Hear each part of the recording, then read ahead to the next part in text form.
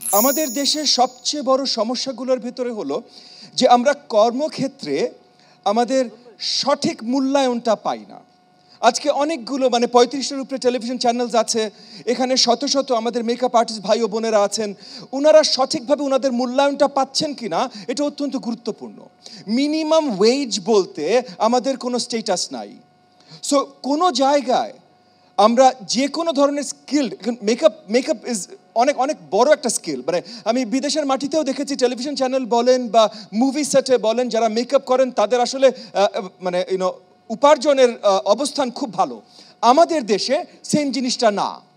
এই জায়গাগুলোতে আমাদের নিশ্চিত বদল আনতে হবে এবং সামনে আগামীতে যেই সরকারই আসুক, যেভাবেই আসুক না কেন, আমাদের সবার একটা দায়িত্ব আছে তাদের উপরে একটা প্রেশার তৈরি করা, যেন মিনিমাম ওয়েজগুলো সঠিকভাবে তৈরি করা হয় এবং প্রত্যেকটা স্কিল্ড ওয়ার্কার যেন তার সঠিক মূল্যায়নটা পায়।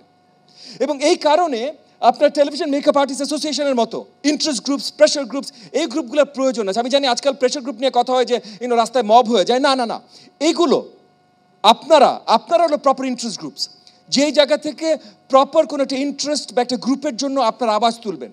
এবং টেলিভিশন চ্যানেলগুলো যেন সামনে আপনাদেরকে কোনোভাবে আপনার অগ্রাহ্য করতে না পারে, তার জন্য টেলিভিশন চ্যানেলও, কারণ আজকে অনেক টেলিভিশন চ্যানেল আছে তাদের আসলে কোনো কামাই নাই, টেলিভিশন চ্যানেলও যেন সঠিকভাবে কামাই করতে পারে। এই যে আজকে কেবলের মাধ্যমে কোটি কোটি বাড়িতে টেলিভিশন দেখা হয়, কিন্তু এই কেবল অপারেটর এটা টাকা পায়, টেলিভিশন চ্যানেলগুলো পায় না।